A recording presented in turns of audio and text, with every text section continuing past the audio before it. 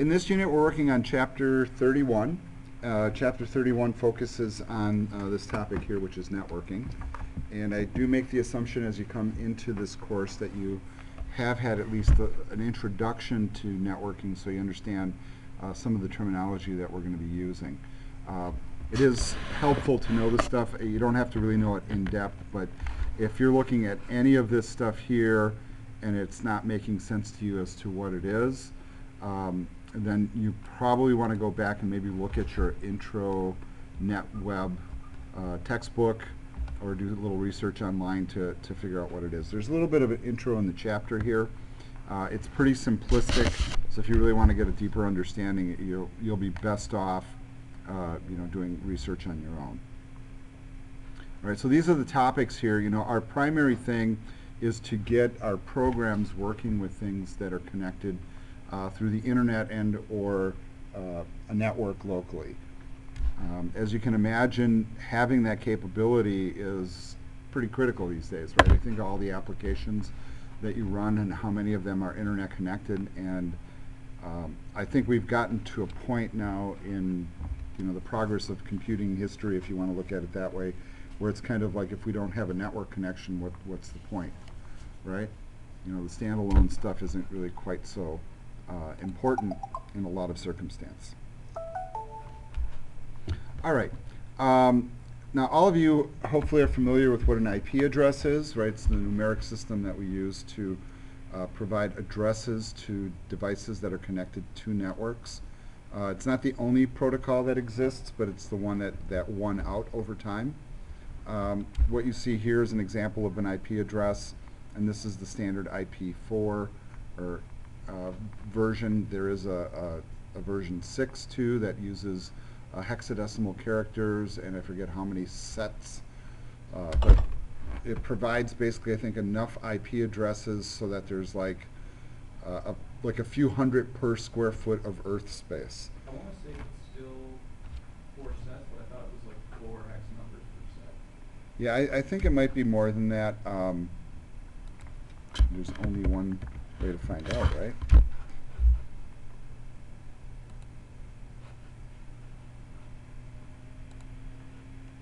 8 groups, I guess. Yeah. And 4 groups of 4 hex numbers would be astronomical compared to 4 Yeah, and there's an example of an IP version 6 address. Most of our machines these days are capable of doing this. It hasn't been completely put into place yet because we have a lot of legacy systems, and most networks still run off of private IPs. But the goal of IP version 6 was to be able to provide every device that's network capable with its own unique address, including your refrigerator, your watch, your phone, your laptop, anything that's network connected. Yes. Absolutely. All right, so knowing IP addresses of machines that you're going to be interfacing with is sometimes important. And, like when we've done connections to our databases on Mercury, for example, or you've done your web pages there, we have a human-friendly name that's applied, a domain name, where those IP addresses are converted into text so that we can, refer to them in a way that makes sense to us, basically. The conversion from a name to a number happens through DNS. So whenever you hear domain name servers or DNS, that's what it refers to. And it's just very simply a database or a listing of conversions. So when we type in gtc.edu, your traffic goes through the internet somewhere, it hits a domain name server related to that particular domain, and then it knows what IP address to route us to.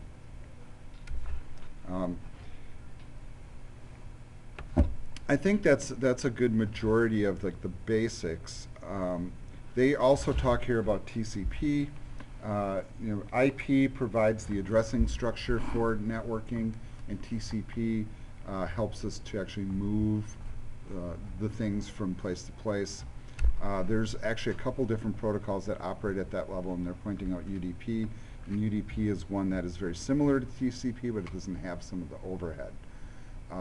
The thing that's unique, or was unique about TCP/IP, was not only did it provide a mechanism for moving data, but it also put in, and that's what the control part of it is about, error checking. So every packet that would travel across the network would also have a little bit of information that said where it's from, where it's going to, how much data it contains, et cetera, et cetera. And UDP kind of strips some of that away, and in some cases just says where it's going, and that's it. So by removing some of that overhead, it actually does operate a little bit more quickly. The only problem is if it fails, you don't have a fallback, where TCP has a little bit of a fallback built in. Okay, so let's talk about this concept here, because this is where we're driving to. You guys, I would hope, understand what a client is and what a server is. Us web people think of our client typically as the browser. People that are in software think of the client as the operating system or the device that you're putting your application on. It really is not that much of a different scenario, especially when you are connecting to resources that are remote, and typically that'll be a server. And when I say remote, it could be on the same network, could be on the same computer. You can run a server on your machine. It could be out on the internet somewhere, out in the cloud somewhere. You just really don't know. Now, in order for us to be able to actually make connections between a client and a server, we use what we call sockets. And that's really kind of one of the core concepts that we're working with here. So notice that it says Java provides the server socket for being able to create a socket to the server. And I don't know if you guys have done any work like that in any other languages while you've been in the program. Has anybody done anything in like ASP.NET or Visual Studio or C++ or anything like that, where you've connected to remote resources? And they probably use very much the same terminology. So I'm hoping that you're familiar with it at least a little bit. The point here is to, leverage some of the tools that Java has, and they're really nice tools because they're in essence built into the language in some capacities. And those allow us to establish certain types of connections and then utilize those connections, just like we did with our database, where as long as you have the right libraries available and you have the connection to the right machine and the connection works, then you have all the capabilities that are available through that mechanism. All right, so whenever we're connecting to any sort of a network resource, wherever the server is located, whether it's local on your machine or remote somewhere, you get to it usually via a host name or an IP address. And every IP address also has available to it, as he is alluding to here, various ports. In fact, there's like a little over 65,000 ports that are available. Do you guys happen to know the ports that HTTP runs on? 80 and 443, or 80 is the primary. 443 sounds like one of the secure versions. HTTPS. Yeah, so it's the HTTPS. FTP runs on. You got no clue, right? Well, Think of like I'm FileZilla. configuring, like in my head, I'm going through my mail clients and like when I configure them, I'm like, I know there's a lot of ports there, but I don't know if they have anything to do with this. Well, FTP is port 21. I'm trying to think of some others here. A lot of the email protocols will have different ports depending on if it's secure or not, like port 110, port 25, port 587, port 465.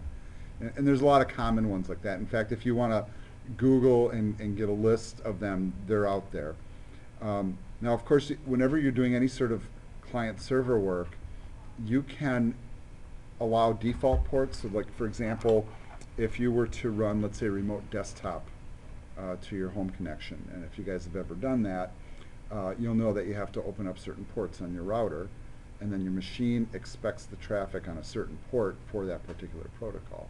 You can override those ports, and you can direct them to wherever you want. In fact, that's one real common security technique, is to not put your resources on the ports they're supposed to be on. I had a friend a number of years back that used to run a not so legal FTP server on a very cryptic port to share things not so legally, right?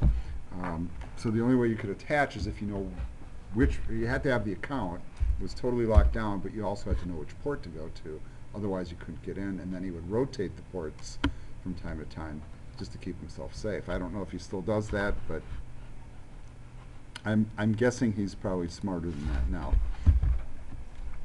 All right, so one thing that we're going to need to do in order to go from whatever our client is, whether it's a browser or an application on a local machine, to the server, is to establish that server socket.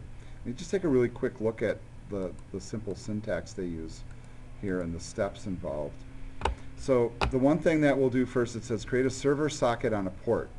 So in this case, they're choosing port 8000. 1800s for games. Yeah, well, games usually do operate in that range. You guys. Some games though, you go to like figure out, because you got to post your own server stuff, you'll go and they'll tell you like open like 30 different ports and various. Yeah, I'm always suspicious of that. My son set up a, let's say, a Minecraft server and some other game, and he was messing with the router trying to do it himself. And he had it essentially figured out, but he wasn't hitting the save button. Because you make the changes, you have to hit save for it to lock in. And I know that the two games, and I know one was Minecraft, they have very specific ports you want to, actually it was 2 ports they want you to use, one for inbound and outbound. And I'm always like suspicious of traffic being able to tunnel through. But he would only share it with his friends, and now that he knows how to operate it, he goes in and he turns it on and off when he needs to do it instead of just running something all the time. All right, so once you create a socket on your server side, you also have to set it up so it can accept a connection. So you can see the class that, or the method that they're calling upon here. And then when you're going to use your program to connect to the server, you're going to use another syntax here that's going to point us both to the host and to the port address that's applicable. So And does that socket like save for just that host if it's used that way, or how does servers get like thousands and thousands of connections at the same time to the same stuff? they happen very quickly. It sounds very silly, but that's exactly how it works. They can also route their own traffic. So something will come in on a certain port, and then the server receives it and does what it needs to do with it. So think about, let's say a web page or a website. If you hit it, one person hits the website. If we all went to the same website right now and pressed enter at the same time, typed in the URL, hit enter at the same time, even though we think we're hitting it at the same time, we're not. And what seems like instantaneous to us to a machine really isn't, because things break down into such fine time increments. You would really have to have a significant volume of traffic to make it choke, is the truth of it. Of course, that's a really popular exploit, is people set up machines that'll just keep attacking a site. DDoS. Yeah, DDoS. What does DDoS stand for, Celia? Distributed denial of service attack. Right. Denial of service by virtue of just giving the machine so much traffic it doesn't know what to do with it. And really the truth is that most machines don't get that kind of volume. You could imagine that maybe like a company like Amazon right now, right? The height of e-commerce sales are right now as we speak. Just the volume of traffic those machines can handle and how it gets routed. So do you suppose it's all going to different port addresses? Yeah, it depends. It's going to get routed is what's going to happen. So they'll have one machine that accepts the traffic, and it's probably regionalized, and then that machine will say, okay, we're going here, we're going here, we're going here. And their things are very much distributed. So that's actually kind of a nice little diagram they have here. just showing that this is the host side and then this is the client side. And then the connections are made over the network, whatever form that network will take.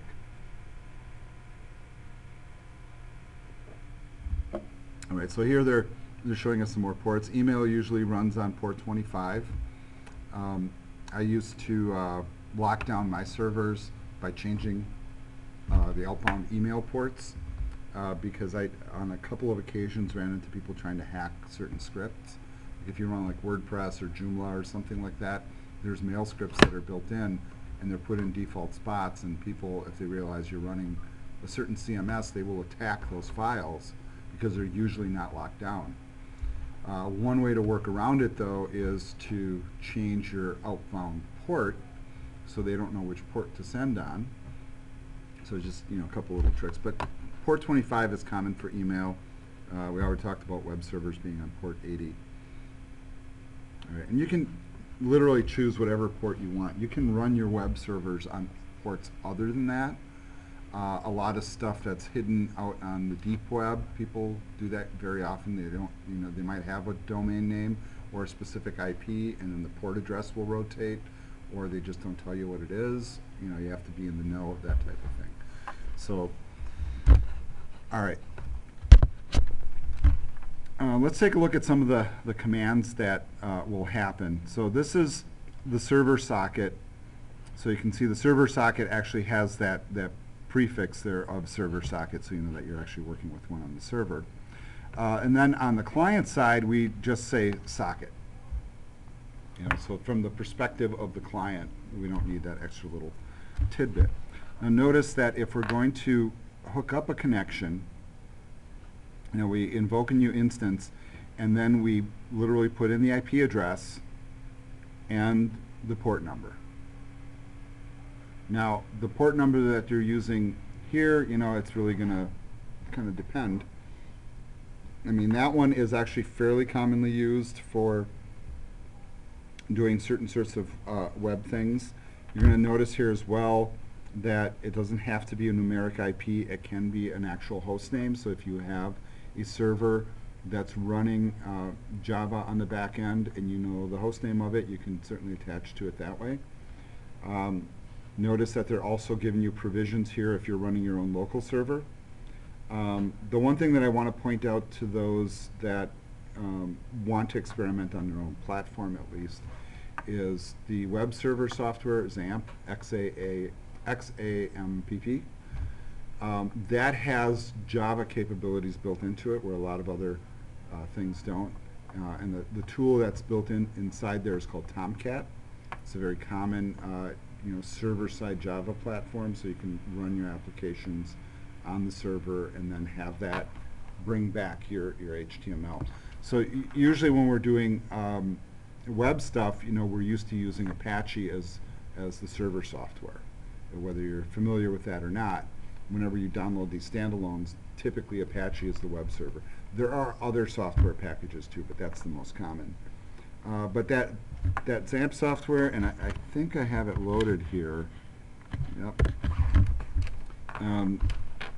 In the control panel here, you can see that I don't let any of them auto start. Oh, somebody else is using port 80. I wonder who that is. But here's the Tomcat component, and that's the component that would give us the capability of dishing out some of the server-side stuff. It depends on what we're doing, of course. You use different server tools for different components, but that's just handy to know. So whenever you see something like this, if localhost or the IP equivalent of the 127.0.0.1, those are local loopbacks. So when you're running a local server and you type localhost in your browser, it just loops back to wherever the server is, which is on the other machine. So your machine is looking for traffic on port 80, for example. You're attached to that piece of software that's running on port 80, and it does whatever it does, just like it would if it was out on Mercury or out on a real web host. Not that Mercury is not a real web host. It really, it is. It's just not a commercial one. So those are important to note too. So a lot of times, you can do your testing like you would with your web stuff, you can test locally. All right, so let's say we got our connection going, and the next little segment here is on transmission through sockets. And it's at this point here that we're going to look at our errata for this chapter, if I can find it right here. It indicates that on this particular page, 1142, figure 31.2, which is the one that's on screen on the other tab, there is a little bit of a syntax error. So it says change this in the left box to say data output stream, not data out stream. So it's not code that we're actually typing in, but you want to have it right. So notice that on this side it is correct, on this side it is not correct. Okay, it's just a typo. All right, so let's look at how the code is set up here. Now notice that we have on the left side a few settings. Notice that we're setting the port as a variable. You don't have to do that. You can just hard code it right in. So that is a nice way, though, that if you had like multiple things going on in your application that might create different sockets and you could change all of them at once, that's the advantage of doing it as a variable, obviously. Notice that we're setting these particular objects here, input stream and output stream. And we're giving them names, in and out. Well, that makes sense. You can call them whatever you want, though. Server socket, they're just naming server. Socket, they're naming socket. Now, conversely, on the opposite side, you can see that we're doing very much a similar thing. We got a port. We got the host. Here they're setting it up as localhost. We have an input, an output stream again, and then a socket. All right, now take a look at the correlation between the left and the right here in terms of the setup. Notice that on the server side we have a server socket, but that does not exist on the client side. Okay. There is where we basically invoke the port that we're going to use. So the point of that really is to set up the port. You know, this is the spot that we're open. All right, so notice the syntax here. On the server side, we are doing an accept. So we're calling the socket, which of course relates to the client, and we're accepting through the server the connection. Keep in mind that server holds the port address that we need. So we're accepting, via this method, connection from the client. On the client side, we say socket, and there we put in the host and the port. So whatever the IP or host name is, and then whatever the port address is. Those can be hard-coded. It's okay to hard-code them. In fact, you might find that easier to do, especially if it's a simple application. All right. Now, let's do a little bit of a comparison of these statements. We have input. They look identical, right? We have out. They look identical, except for that one little typo. This should say output right there. All right, and then we get to the next part, which is where we're actually doing some stuff. And in this case, we're just doing an output. But notice how we're doing that. Here on this side, we're obviously creating some sort of a number that we're outputting. So it says write double, right? Just a method. We're going to output some number. On the server side, we are taking, when we think of our applications and we do output, we're doing a system out print line. And where does it go? It goes to the console or the screen or the, wherever we're sending it. But the output in this case is actually being sent back to this spot here. So by virtue of running this, it is pulling in that output. And hopefully you'll see that correlation. Now notice the direction of flow of information. So when the program runs, It goes out to the server accepts the connection. We set up our input and output streams. Then the client tries to do something. This will take that information in, and then it'll ultimately do an output. And notice the kind of the reversal here. You know, outbound stream comes in here, inbound. See the in? And then we're sending information back, so it's an outbound stream, and then coming back in. So really, you know, conceptually, it's not that difficult. At least I hope it's not that difficult. Now, if you think of it in terms of other applications that we've written, and as web people, typically in this program, you know, we think of, you know, PHP style interactions, interacting with databases.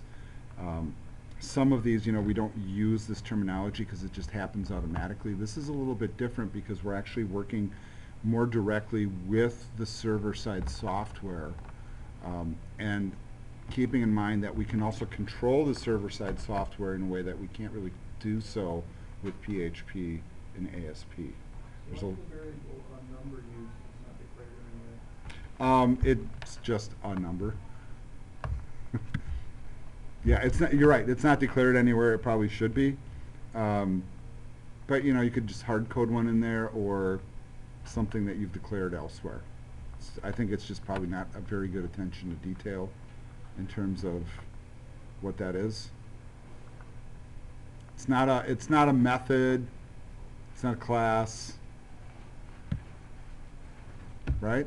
So the in new data stream and like in on both of them, does it keep circling back to that, or is it just something that exists now? No, yeah, this is basic. Well, this is creating an instance of the input stream. So it just basically sets up the structure to be able to move the data. Okay, so out in the new data stream, but it's socket data stream. Yes. Yeah. So you're getting the output stream. But notice that this is a distinct step in terms of the client knowing where the server is and the server allowing the connection.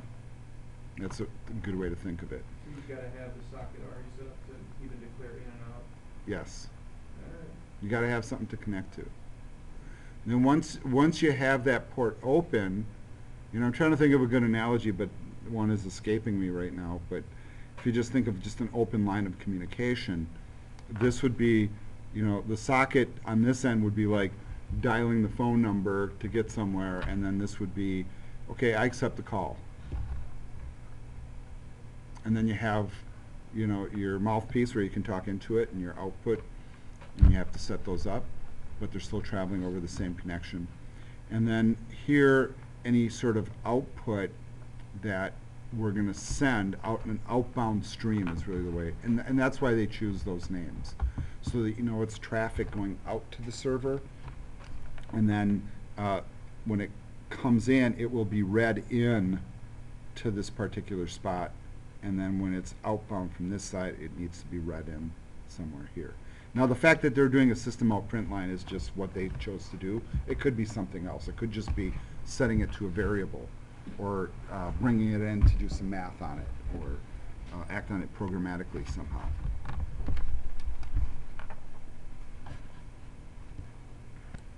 All right, if you want to go ahead and read some of the you know, descriptions that he has here, maybe he says it in a little bit clearer way than I have.